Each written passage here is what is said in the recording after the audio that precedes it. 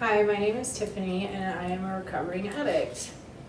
My story starts back when I was probably about 15 years old. Just to give you a little background prior to that, I came from a really good family.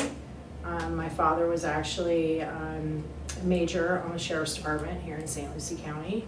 My mother worked at the college. My brother's a lawyer. We're a good family. There's no addicts in our family, no alcoholism. I grew up in a Christian household. We went to church every Sunday. If you told me that my life was going to go the way that it went, I wouldn't have believed it. So when I was 15 years old, I started to, I changed my circle of friends. Started experimenting with things like a lot of teenagers do. First it was alcohol, but I knew even back then that there was something different about me than the rest of my friends. I took things to the extreme.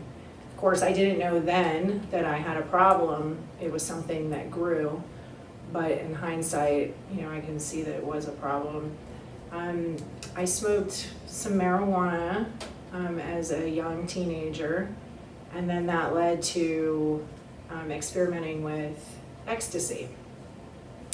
That was pretty much it for the first couple of years, but even with that, it was more than any of my other friends.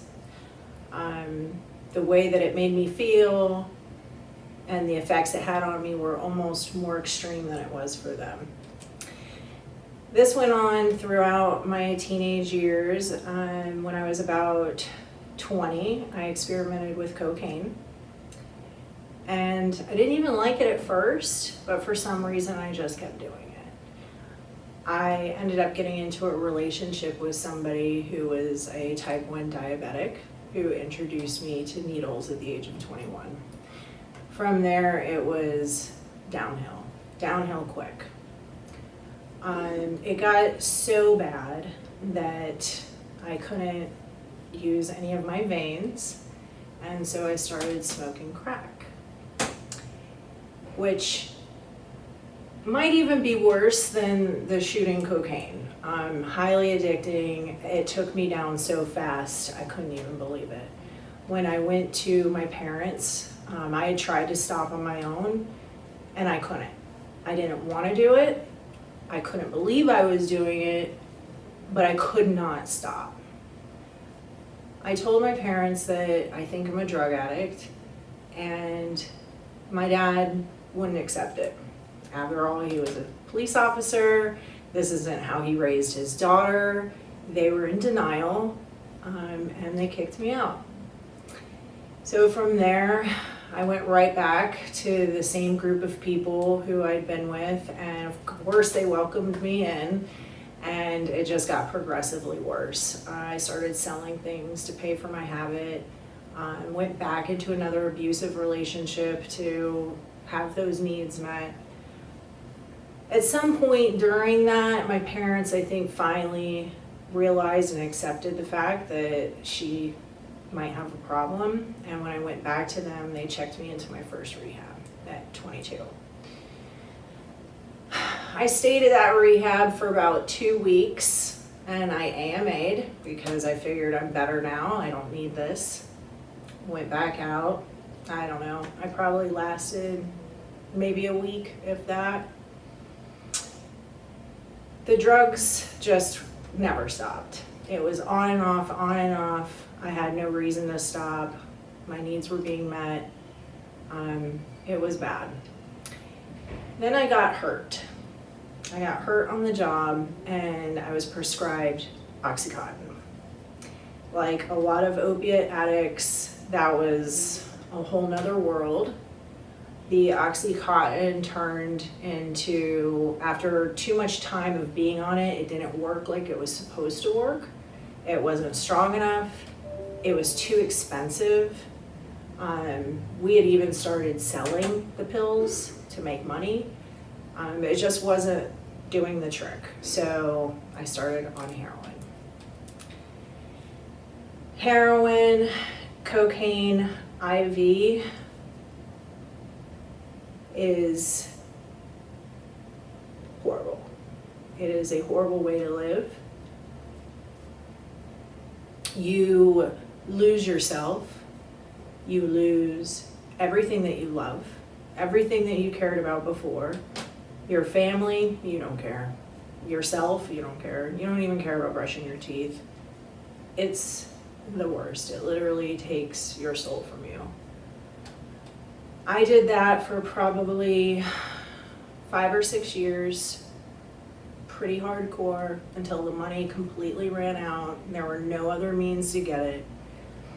I managed to get away from that environment, how I don't know, by the grace of God, and I basically white knuckled it. I white knuckled it through my mid to late 20s, and I got pregnant. I stopped everything. I wasn't even drinking. It was a great pregnancy. Like, I took all my vitamins and ate the salmon and the blueberries and did everything I was supposed to do, and it was the best time of my life. That was probably the longest that I stayed sober. After my son was born, I started drinking again. And that was fine. You know, so long as I didn't do drugs, I was fine. I could drink, I could manage that.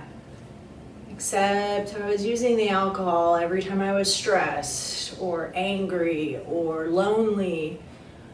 And without me realizing what was really going on, I was just warming myself back up to another relapse. It started with cocaine.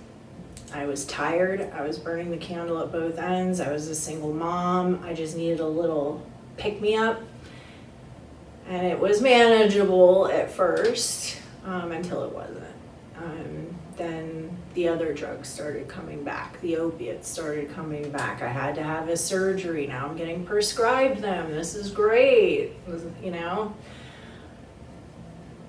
Surprise, surprise, it got out of control again. Last year, almost a year ago, tomorrow is actually 11 months for me. Needles came back into my life. I was in another abusive relationship again. Everything that I had fought so hard to get away from had come back into my life without me consciously being aware of it, or maybe I was just too much in denial to see where I was going. I thought that it would be okay to do MDMA, which is now known as Molly, except what we were getting was not Molly. It was bath salts, Flocka, and when you shoot that up, it's a really bad situation. Paranoid delusions, it's like schizophrenia. So I was seeing things, hearing things that weren't real. I tried to commit suicide a few times. When I had everything in the world to live for, I just let it all go. It's like it took over me. Once that needle came back into my life, it was done. I ended up thinking that I was being chased by demons. I ran down Midway Road barefoot into a produce market, stole a bottle of orange juice because I was thirsty from running, and I got charged with burglary.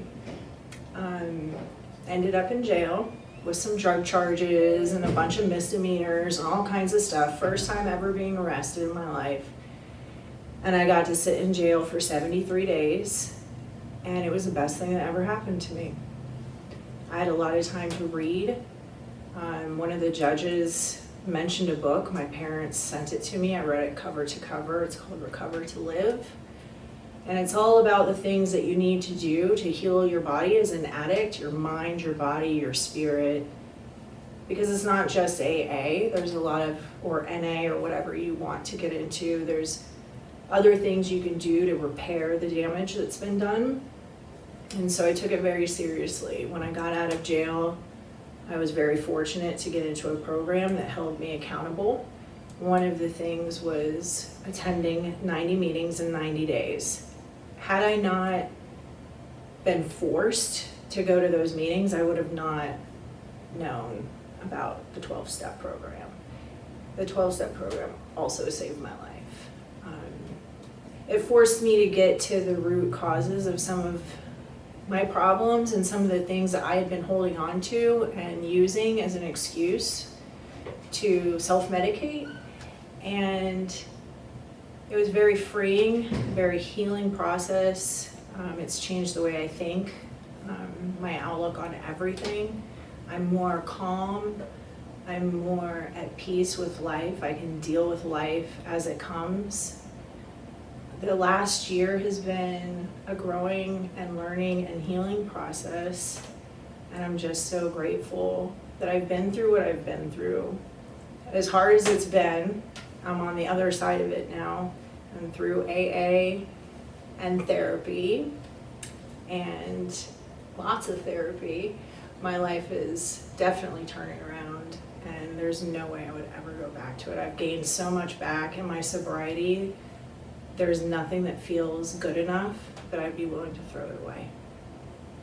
So I hope if you're struggling with addiction, just find a meeting. They're everywhere, all the time, every day. Get a sponsor. Just get a sponsor. You don't need to know what a sponsor is. You don't need to know what they do. Just say, hey, will you be my sponsor? And let them tell you what to do, and just do what they tell you to do. What's the worst thing that can happen? You might actually have a better life. And just keep doing the right thing. All that matters is you try, one day at a time.